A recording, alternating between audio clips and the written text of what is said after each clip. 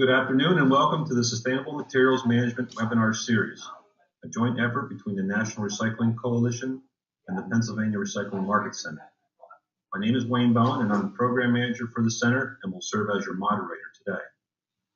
We would like to extend a special thanks to Bob Hollis of the Mobius Network for providing the webinar management software for this series, and Lisa Ruggiero of the National Recycling Coalition for providing technical support. Today's webinar will focus on waste reduction, reuse, and recycling in a lean manufacturing setting. Our presenter today is Rod Miller of Lazy Boy Incorporated. Following Rod's presentation, we will conduct a question and answer session. If you have a question or comment, please use the GoToWebinar dialog box located in the control panel on your screen. You may also use the dialog box to request assistance if you are experiencing technical difficulties during the webinar. Please note that an edited version of this webinar will be made available for viewing via YouTube links on the National Recycling Coalition and Pennsylvania Recycling Market Center websites. And now I'd like to introduce our presenter, Rod Miller. Rod is Director of Environmental Affairs for Lazy Boy Incorporated, based in Monroe, Michigan. Rod oversees environmental management for the residential, England, Kincaid, American Drew, Lee, and Hammery Lazy Boy brands. Rod has over 29 years experience with a bachelor's degree in civil engineering and is a registered professional engineer. His role with Lazy Boy is to ensure the responsible stewardship of the environment by integrating environmentally sound and sustainable business practices into the company's daily business decisions. And now I'll turn the program over to Rod. Thank you, Wayne. Our presentation today is waste reduction, reuse, and recycling, key sustainability material management components in a lean manufacturing environment. I would like to walk you through our journey over the last 6 years when early on, we really didn't measure waste metrics on a corporate-wide basis. I'm sure everyone is familiar with the statement, what you don't measure, you don't manage. Based on our experience, I believe this is very true. We thought we were managing waste and recycling fairly well, even though we weren't measuring it on a corporate-wide basis. But could we do better? The topics we will cover in today's webinar include some background on Lazy Boy, including little information on our lean journey, our environmental policy and philosophy, our environmental management and sustainability systems, which provide the structure for what we are trying to accomplish. These include enhancing furniture's environmental culture, sustainable by design, and eco-free homes. Some of the activities we completed for these management systems will be described for manufacturing operations, distribution centers, retail stores, and then finally at the end I'll include a summary. Lazy Boy consists of the following: 2 upholstered manufacturing business units, which include Lazy Boy Residential, which is the typical Lazy Boy product you see out for sale in England. And then we also own 3 case goods manufacturing and import businesses.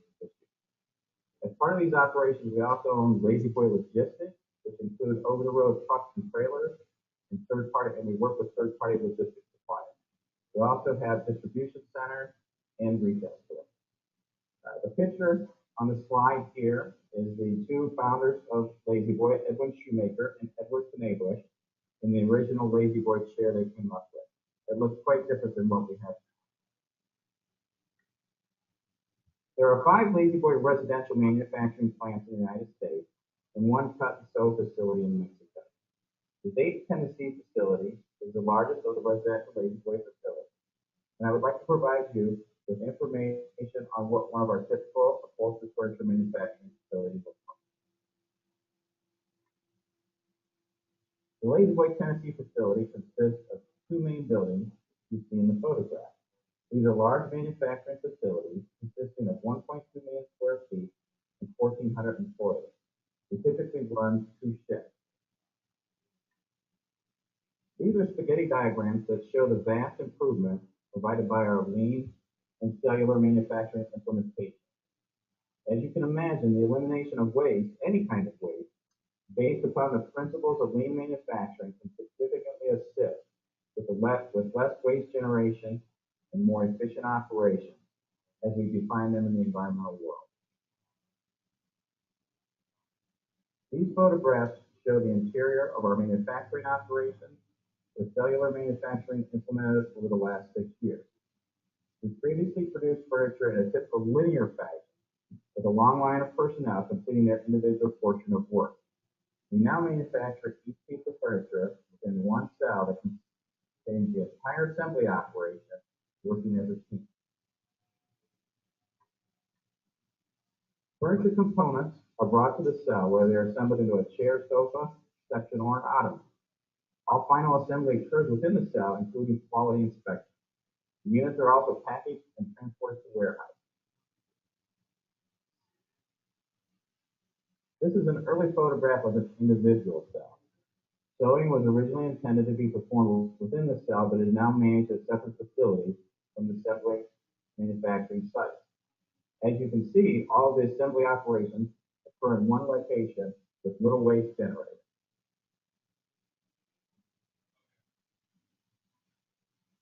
We also have 6 La-Z-Boy residential distribution centers across the United States in California, Illinois, Ohio, Maryland, Delaware, and Florida.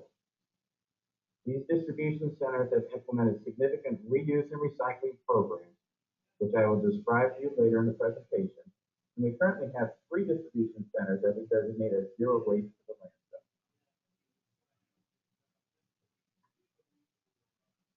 We currently own nearly 100 furniture gallery stores in major metropolitan areas and license more than 200 additional furniture gallery stores. These stores are approximately 15,000 to 25,000 square feet size. I would like to now briefly describe the La-Z-Boy environmental policy and fundamental environmental principles. The implementation and belief in these initiatives is critical to the success of our reduce, reuse, and recycle program, including champions at each manufacturing location.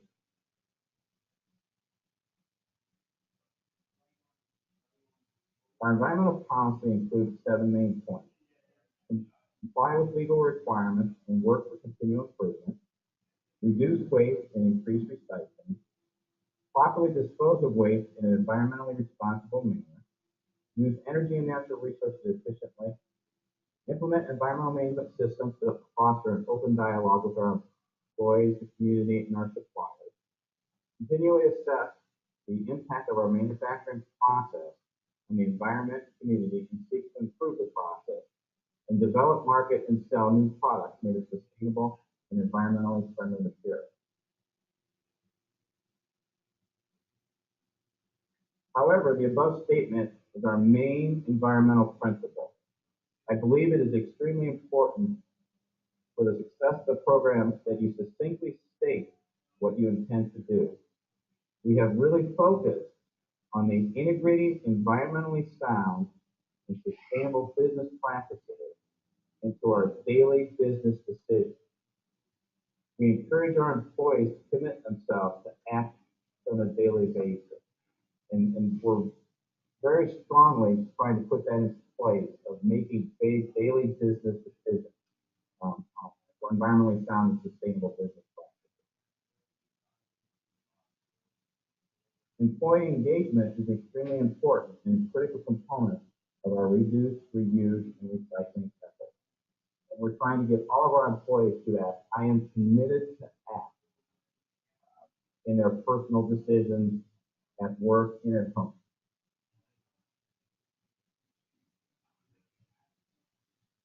I will now describe for you the backbone of our environmental management system. This system provides an excellent and necessary structure for our sustainability initiatives. The emphasis on implementing these systems significantly helped us to succeed with our reduction, reuse, and recycling program.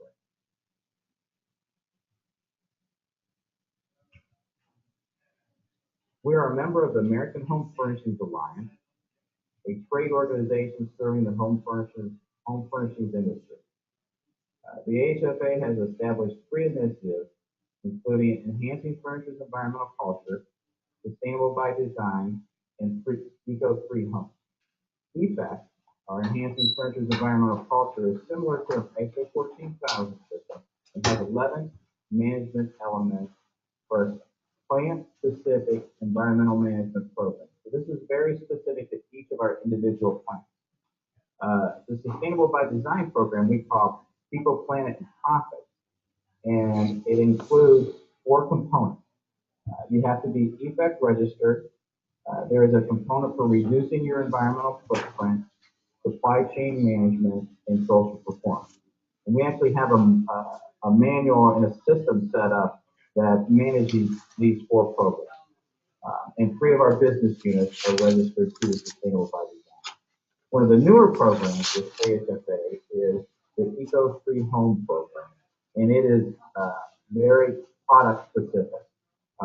So EFEC is plant specific, Sustainable by Design is business unit specific, and then Eco-Free Home would go into product specific. We actually have one product line that is registered with that, and that is one of our case goods manufacturers, Case and their homecoming series.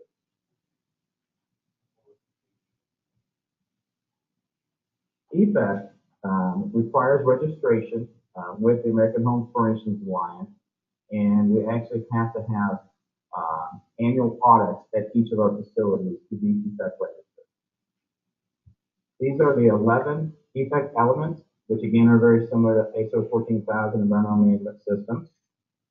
The 4 red highlighted sections have enabled us to efficiently manage our reduce, reuse, and recycle program and maintain the necessary key performance indicators.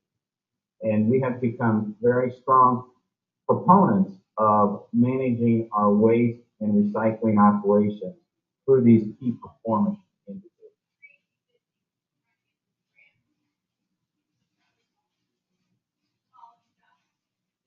Sustainable by Design, again, requires registration, and we are integrating these environmental sustainable business choices into both our manufacturing and sourcing operations.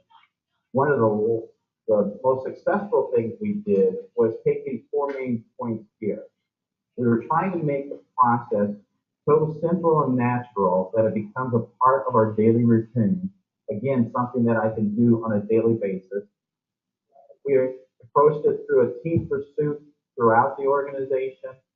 We were trying to empower everyone at the manufacturing plants or within an office or a distribution center.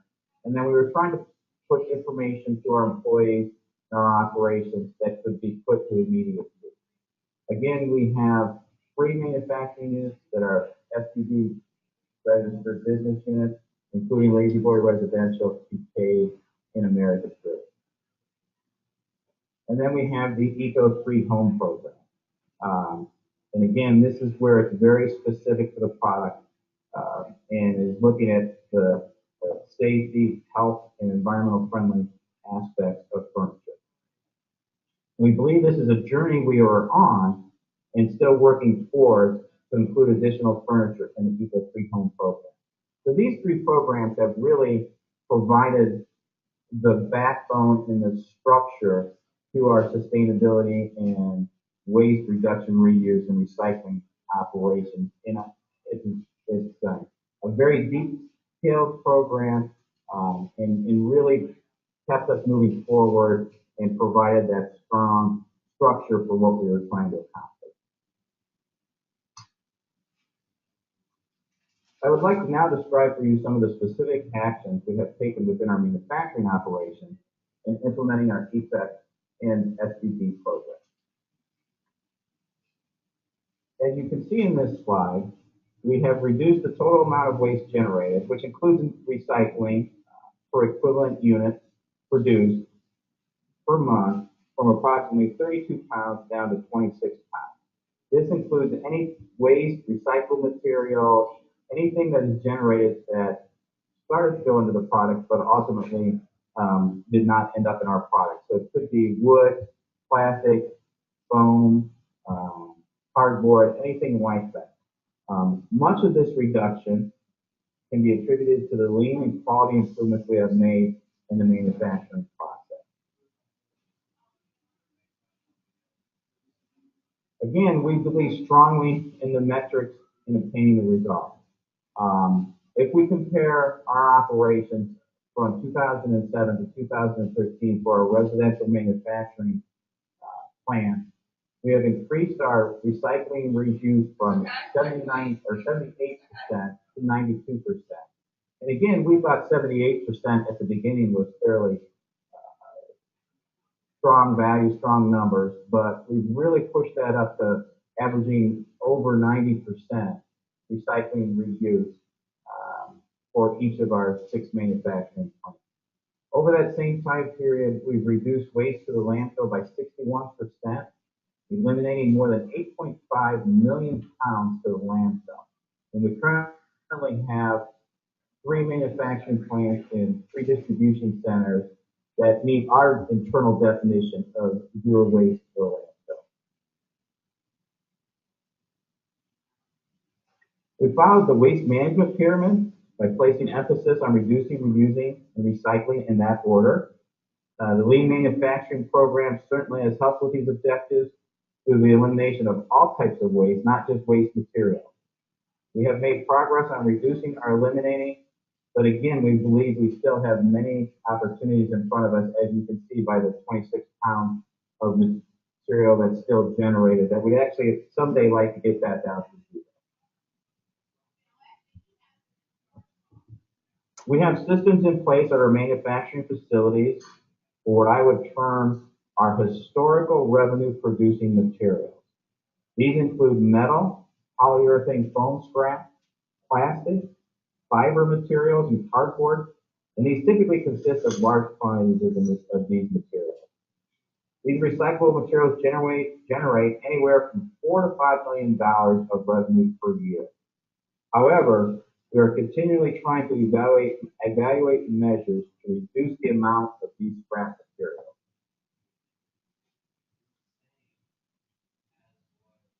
We also try to put into place easy measures to collect and recycle all kinds of other types of materials. Again, try to make it so simple and natural that it becomes a part of your daily routine. What can I do on a daily basis?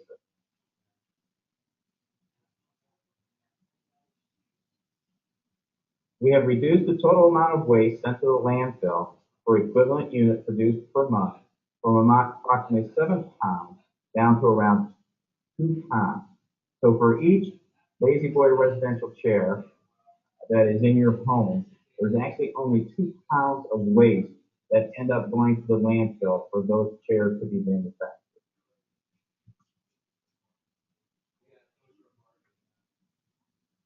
We try to assist in fostering the lean manufacturing process and have included labeling throughout many of our plants to make it easy to identify where and how to recycle.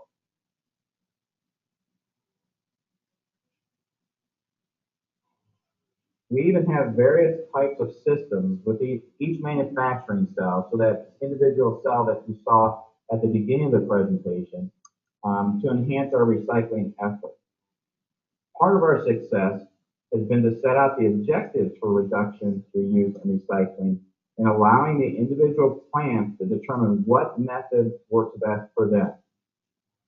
In these pictures here, you can see 2 different methods for collecting recyclables in a cell, and a report out board used at one of our plants to communicate the results.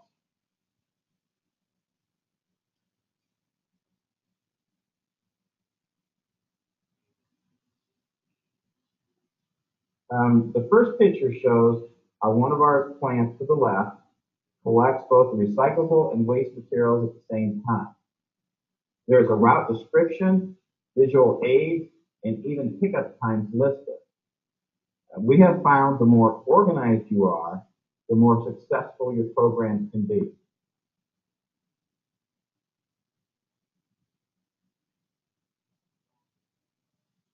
Through employee engagement, we have received many simple and significant suggestions to improve our recycling capabilities. You have to have an insatiable appetite at your plant or location for eliminating waste in order to obtain meaningful and difficult to obtain metrics. There are recycling items such as metal pack strips, plastic bandings, cardboard tubes, and we're even reusing dust filters by centrifugally spinning the filters to remove solid particles and being able to reuse the filter.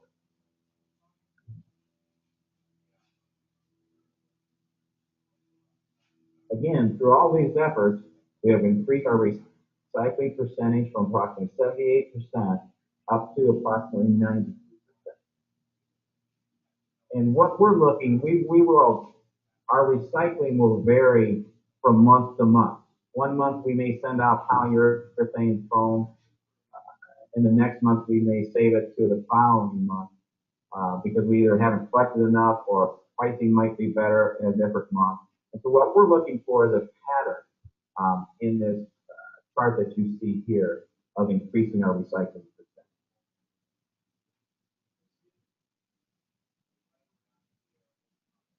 We are reducing, reusing, and recycling as many different items and components as we can at our manufacturing plant.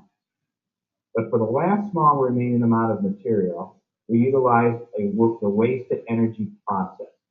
Hopefully someday we can reduce or reuse everything. And again, it is a journey that we believe that we are on a daily basis.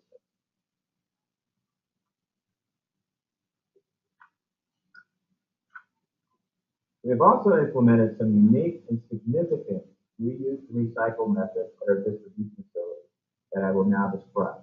Again, 3 out of our 6 facilities are currently at zero waste to the landfill status.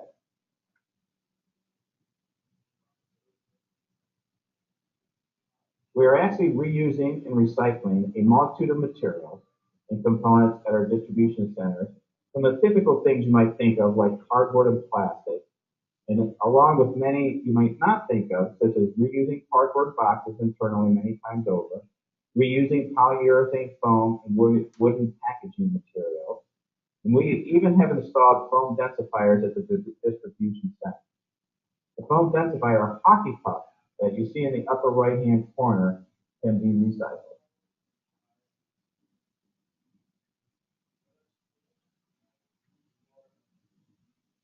Again, we have found that the more organized you are, the better your recycling programs will work. This slide shows a staging area for recyclables that are staged and clearly marked.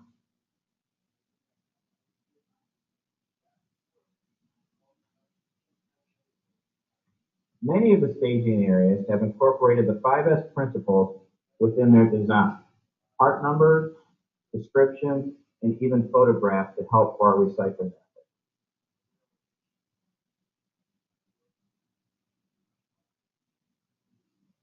Here you can see where we are reusing bases for chairs and egret bags for packaging.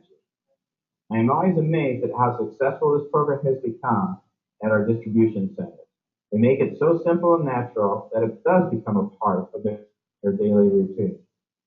They are committed to the philosophy of I am committed to act on a daily basis.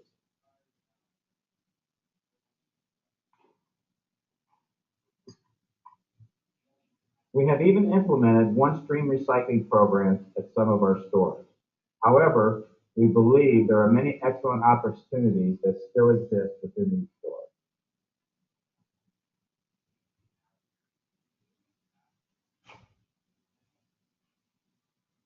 As part of our sustainability initiative, we have implemented programs in other media that we believe help support our waste initiatives to reduce, reuse, and recycle. These include both energy and water conservation measures.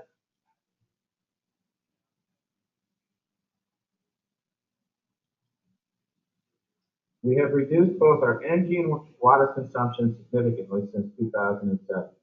One of the most significant actions we have taken is to install electricity monitors at our manufacturing plant, which you can see how simple they are in the right-hand picture, and then the types of data that they can provide in the bottom right. And we have gone from not really looking at utility bills very closely to starting to take a look at utility bills, track them. They're usually 30 days after you receive, you use the energy, you receive the bill. But it initially gave us a strong method to compare where our utilities were and if we were making improvements in regards to those. And we've progressed to the state now for having actual real-time energy reporting on almost a 5-minute interval, and even linking that into communication devices across the facility that will link it to how much is that actually costing at a facility. And sometimes when you put that information, it's easy for people to use that in their daily operations at the plant. As you can see in this slide, we have reduced the amount of electricity we consume at this location, both before and after the manufacturing shift. In addition, we have reduced our peak electric use levels and lowered our base levels when operations are not occurring.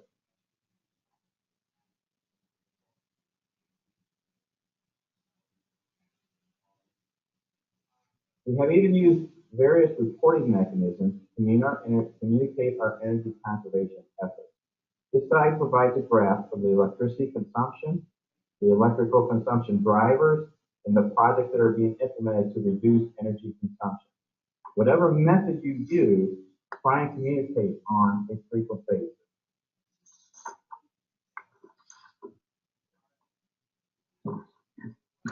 We replaced old, somewhat inefficient steam boilers with very efficient hot water boilers.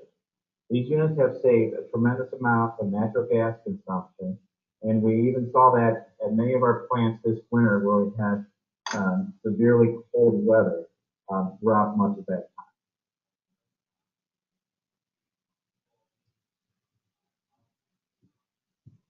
We've even focused on water reduction through the use of low-flow devices and paper reduction through hand dryers. These are additional examples of these efforts.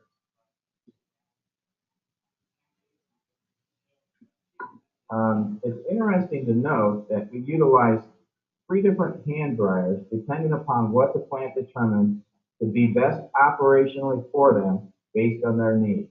Again, we were trying to make it so simple that it became a part of their daily routine. And if we could take these different measures that fit within that one plant and trying to achieve that objective of lower water use or less paper generation through hand dryers, we believed it was important to allow that particular facility to put the correct hand dryer for their specific operation.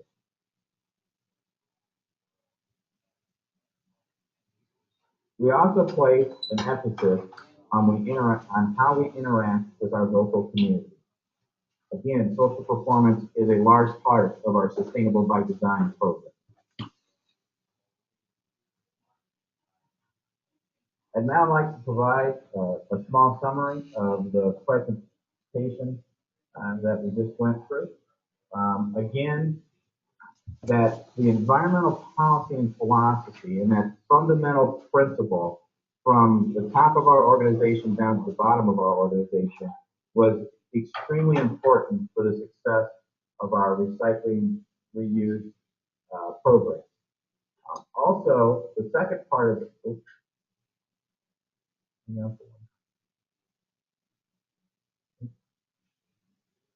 the second part that I really believe was strong in the success of our program was the structure that was available to us through the American Home Furnishings Alliance free program.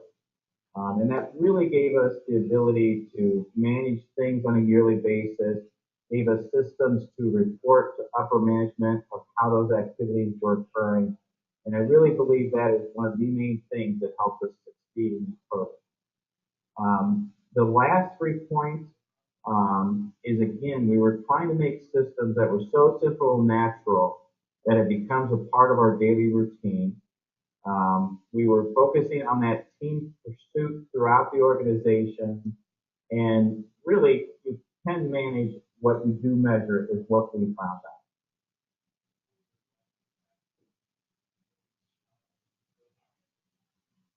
And then I just asked the question, are you committed to act on a daily basis? And Wayne, I think that concludes the presentation. Okay, thank you, Rod. That was a very excellent presentation. So we're now going to field some questions for Rod. Again, if you have a question, please enter them into the GoToWebinar dialog box. And we have one right now. I will give to Rod. Can you explain how setting up the production pods in circular fashion instead of a line helps reduce your waste stream? The attendee was not sure how that system decreases waste. Sure. Well, what it allows us to do is most of the packaging materials that would be brought out and so forth into the cell, or when it was in a linear process, we actually have set up back within the facility. It's unpackaged there and brought out into reusable containers. And so then they can do a better job back at that main location to recycle those materials and reuse those materials rather than in a linear fashion where the materials may have been thrown away and so forth. I believe the other thing that is extremely important is that because the employees are now working more on a team basis and the piece of furniture, they all take very strong ownership of that piece of furniture in that cell, the quality control of the product increases.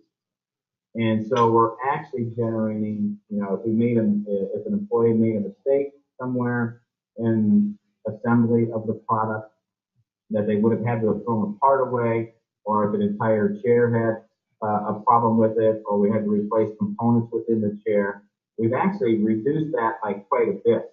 And so that really helps with taking that 32 pounds of waste type materials that we generate down to that 27 pounds of waste materials that we generate. So I think really, again, besides the packaging materials and so forth going to the cell and being able to handle those better at a centralized location, I think that the better methods that we are using to manufacture the product produces less waste components and less waste furniture when it comes out of the cell. Okay, thank you. I have a couple of questions, Rod, specific to your materials, some of your waste materials. The foam that you recycle, what is your end market and use of that material?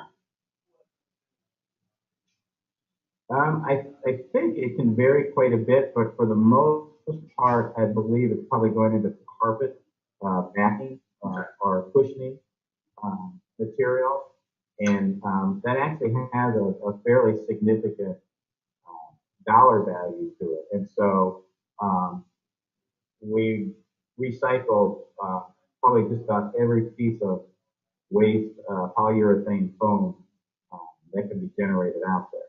We've also started using, what they'll do is certain part of the foam they may cut off before they use it because of aging and so forth.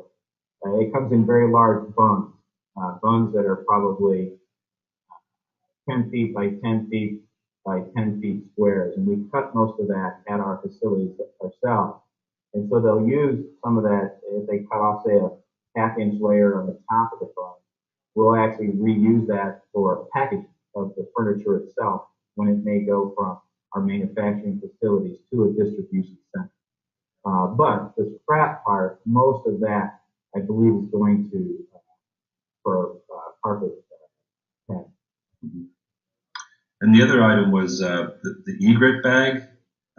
Looking at the photograph, it looked almost like a shrink wrap type product. How is that recycled and reused?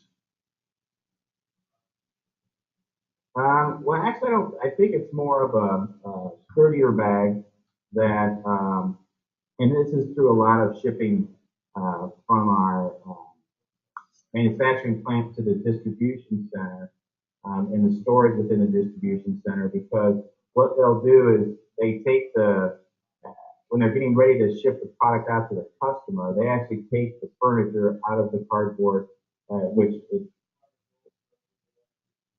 a lot of times it's in this egret bag too to protect it. And then the furniture will go on to a delivery truck, but that's usually soft package, and they use not carpet, but blankets and that to package the furniture there. So we can then take that egress bag after it's been taken off the shelf and resend that back to the manufacturing plant where they're able to reuse it. Now, it only has a certain life of being able to reuse after it might get certain tears on it and so forth, but they'll actually reuse that back at the manufacturing plant. So the customer doesn't ultimately see that when it comes out to their house, but at the distribution centers and so forth, it will allow us to reuse it back at the manufacturing plant. Okay, thank you.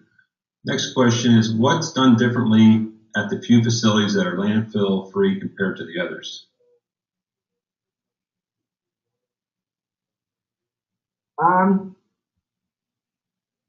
Well, a lot of the time it comes down to location and how intense they have been able to reduce the amount of residual material that's left.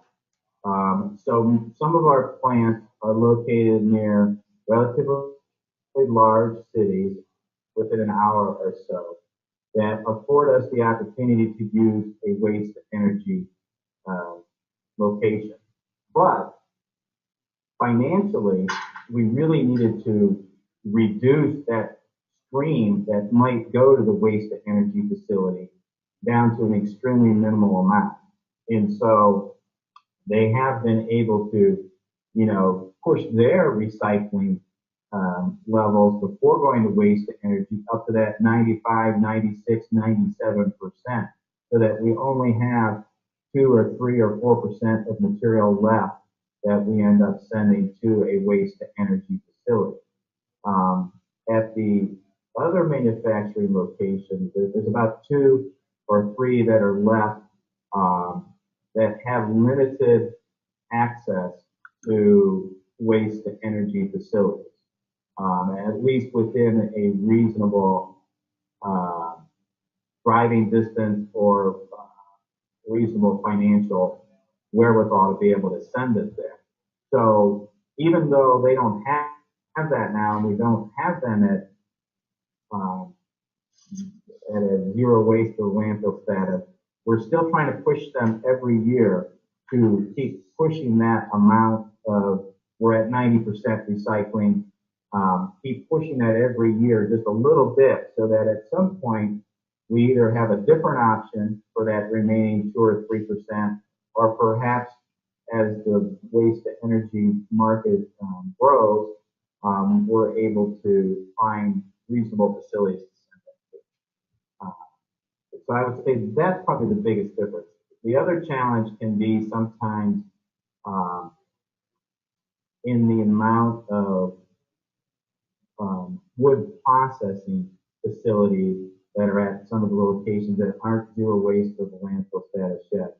We have found other resources for waste wood, so forth, but sometimes when they have bolts or something like that in them, it can present some challenges, and we still get a little bit of material like that. But I would say for the most part, again, it's probably the proximity to a waste to energy facility and being able to really push that recycling level up to that 95, 96, 97%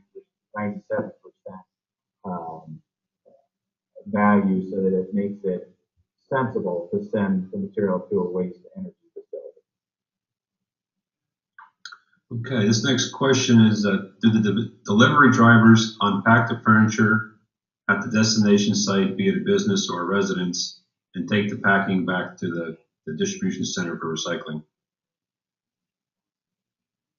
Well, that's a good question. But what actually happens for the most part is most of the packaging materials, when it leaves the distribution center to go to a residence's home, is actually soft packed with, again, blankets and so forth. There may be a small amount of plastic that remains on some of the product, but they'll actually, I'm not 100% sure on this, but I believe they actually bring some of that plastic back. One of the things you also have to understand, though, is that besides, we actually own about 100 of the Lazy Boy Furniture Gallery stores. There are another 200 stores that are independently owned.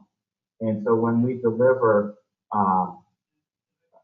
product to those stores, we don't actually deliver it to the stores, but they may have their own independent distribution centers. And so one of the things in the future that would be good for us is to be able to work with them on how their recycling programs are set up. So you may see somebody else deliver the furniture slightly different than how we do. So there may be a little more packaging there. But in the ones that we actually own in the 100 stores that are part of that distribution center process, there actually is very little packaging that goes to the consumer.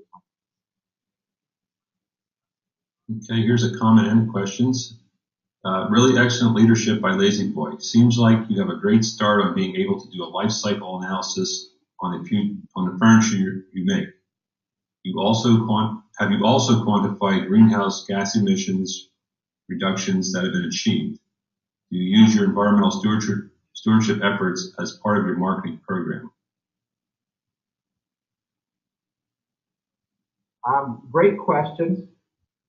I think we are really, even though we've been doing this for 4, 5, 6, 7 years now, I think we're really still on the residential furniture manufacturing side at the beginning of the journey. And I think one of the steps for complete life cycle management is something that is one of those tasks for us to continue to work on in the future. We do have, again, at some of our facilities with the distribution centers, they can, at times, they accept furniture that is used that somebody is buying new furniture for. And we haven't really found, at least at many of our locations, a great way to recycle those products. They've been in the home for quite a few years. Many people are concerned with bed bugs and so forth nowadays.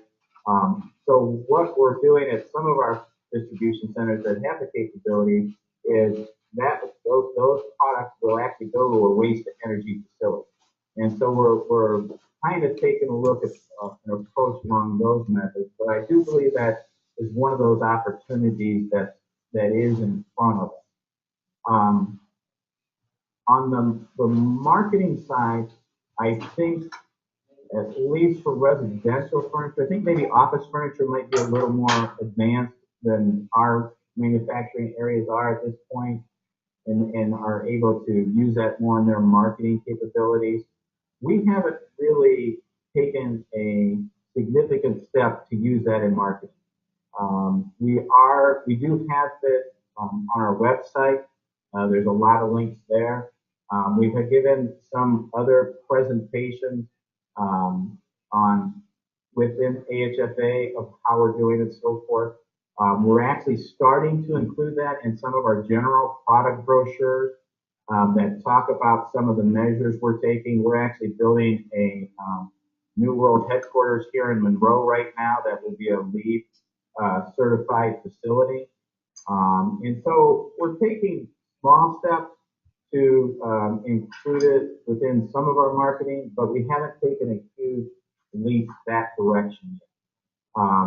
Many of the decisions, we're trying to make, we're not necessarily doing green things just to be green, but we're trying to make smart business choices. And I think we're still working down that path. And there's still, again, even on the marketing side in our journey, that's still an excellent opportunity for us coming up in the future to take a harder look at that. But to date, we're pretty much soft towing that and putting messages out there, but not really trying to take that as a huge sales point with the consumer yet. Okay, one more question here. All these efforts have resulted in a lot of waste, energy, and water savings. Are you able to provide some dollar amounts?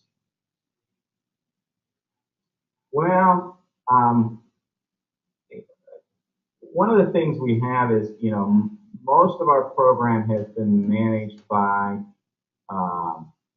spreadsheets, internal spreadsheets and so forth. So being a public company, we don't really produce auditable numbers and things like that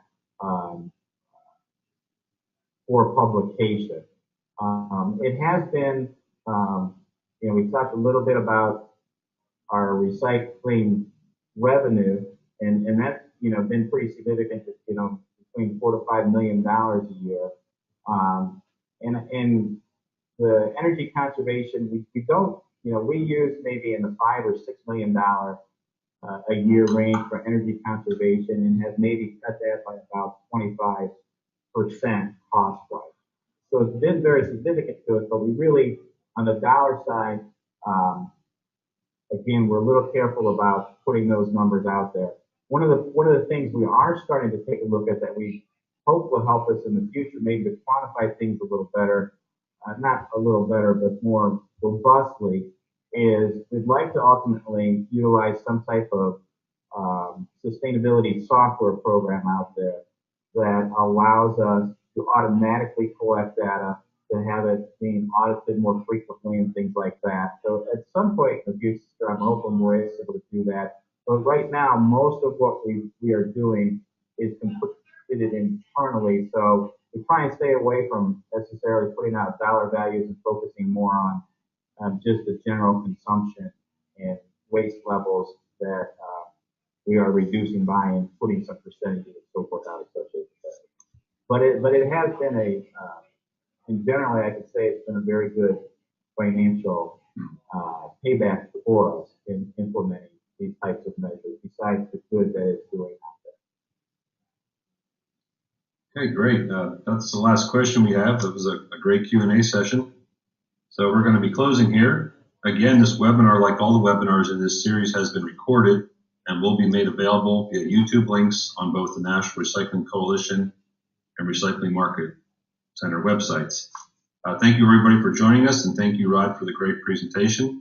And we hope you'll join us for next month's webinar, and please visit our websites for scheduled updates.